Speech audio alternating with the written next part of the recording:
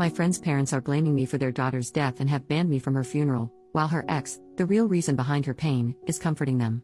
So Rosie, 22F, and I, 22F, grew up together since kindergarten in a conservative area, and she has pretty conservative parents.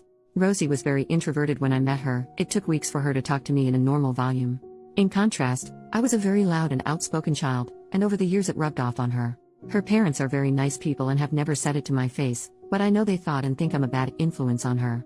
We were in the same school until we were around 14, when she moved away and we lost contact for a while. Neither of us had smartphones back then. We would email every month or so, but she had very limited computer time as well. When we were 18, we got into the same college and reconnected, although we don't see each other often because her studies are very demanding.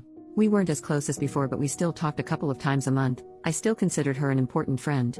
2 years ago, she got her first boyfriend, Darius, and it was obvious she had never been happier.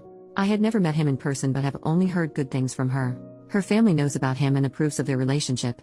But around 2 months ago, she found out that he had been secretly filming their intimate activities and posting it on adult sites. He did not censor her face, and he had amassed a significant number of followers from these videos. She was mortified and heartbroken but did not want any of their mutual friends knowing, for fear that people in real life could potentially search and see those videos. Since their social circles are very intertwined, she had no one to confide in. I was one of the few people who knew. She stressed that her parents could not find out. They were under the assumption that both her and Darius were Christians and were saving themselves for marriage, and if they did, they would likely cut her off financially. Her mutual friends with Darius did not know what happened, just that she dumped him and it didn't work out. She was very depressed and suicidal afterwards, and having dealt with depression and suicidal thoughts myself, I took her out almost daily to check on her, and so that she could have someone to vent to. Her other friends noticed she was down, but she attributed it to dealing with the breakup and the stress of impending exams. I don't know what the exams are supposed to be called in English, but it's something like the bar exam for lawyers. It's a big deal.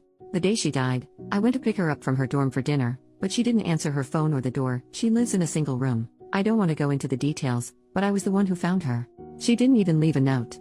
I had to call her parents and tell them about it. When they came, her mom started shouting that I was a bad influence, that I gave her depression, and implied that I drove her to unalive herself. I heard through the grapevine that Darius told her parents they were only on a break and were working things out, and he has been comforting her parents and helping organize her funeral and memorial. I am disgusted. I want to tell her parents, but I don't want to tarnish Rosie's memory. I also don't think her parents will believe me. I am not invited to her funeral and I am wondering if I should go anyways. I want to see her one last time, but I'm afraid I might cause a scene if I go. I also haven't cried once since the incident. I think I may still be in shock. I am waiting for the grief to hit me, but it still hasn't yet. I feel like I'm supposed to be traumatized, but all I feel is numb. I don't know if this is the right sub for this, but I'm looking for advice on whether to go to the funeral, whether to approach her parents or confront Darius, and if so, how, and I guess just how to navigate this whole situation emotionally. I know Reddit is the first to suggest therapy. I'm on it. I can't afford individual therapy, but I'm on a wait list through my university's mental health program. I don't have an exact timeline for when I expect to be seen yet.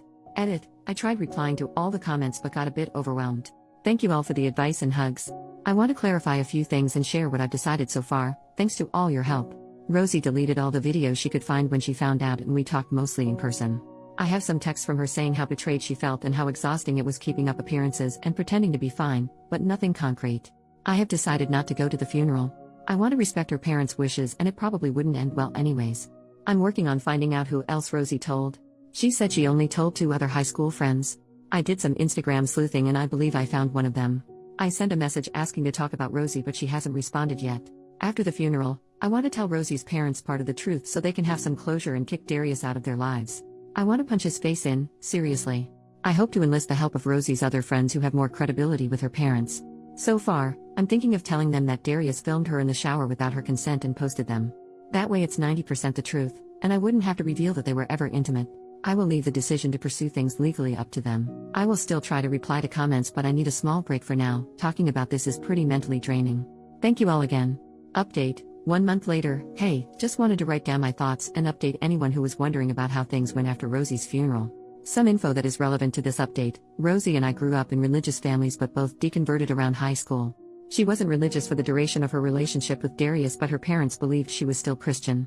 I know firsthand how damaging purity culture can be, and that was why Rosie did not want people, and her parents in particular, finding out about her having been intimate, even if it seems normal for most college students.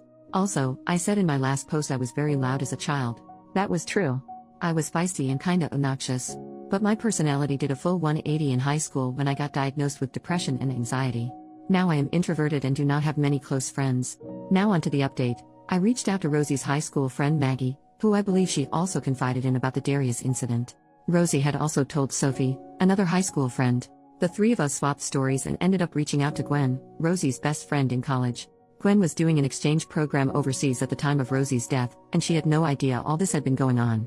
Rosie had been telling her everything was fine and that she broke up with Darius but didn't want to talk about it and that it was mutual.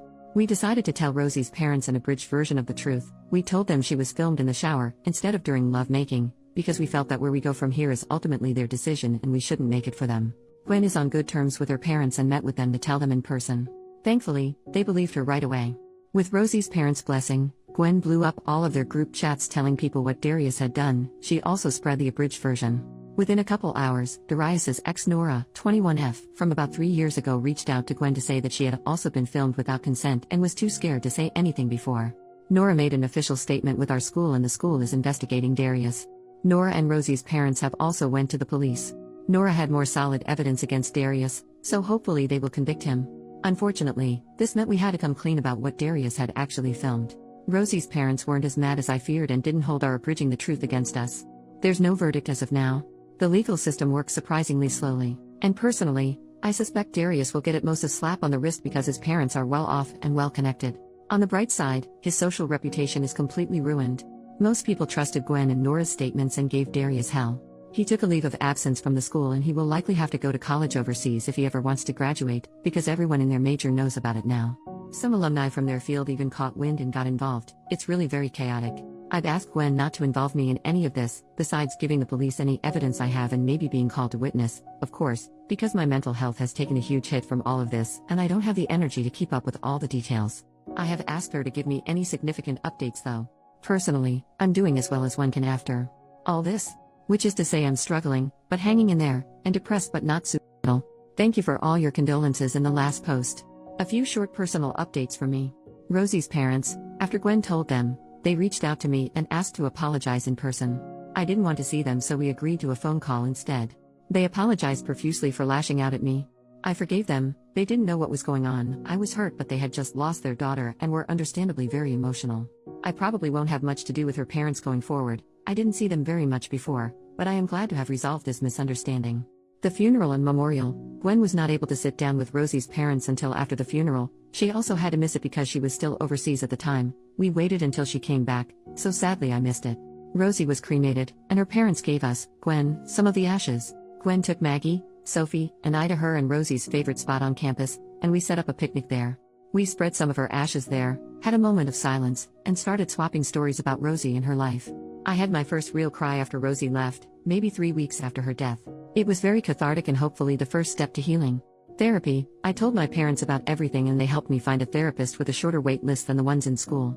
I did an intake session, and I can expect to be seen in as little as 2 weeks with a therapist that specializes in grief counseling. In the meantime, I went to some support groups with Maggie, Sophie, and Gwen.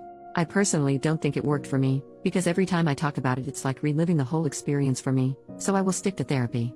Sophie and Maggie are still going to sessions. What next? My semester is almost over so I'm trying to tough it out until then. I've told professors in my department about Rosie, they've heard about what happened, and they've been really kind and I've been given extensions on most of the work I missed. I'm not sure if I will be going back to school next semester or if I'm taking a break to recover mentally from all this. Maggie, Sophie, Gwen, and I have bonded over the shared trauma. Rosie had a pretty consistent taste in friends, lol. We will be keeping in touch and leaning on each other. That's about it from me. Thank you if you've read this far. Typing this out helped.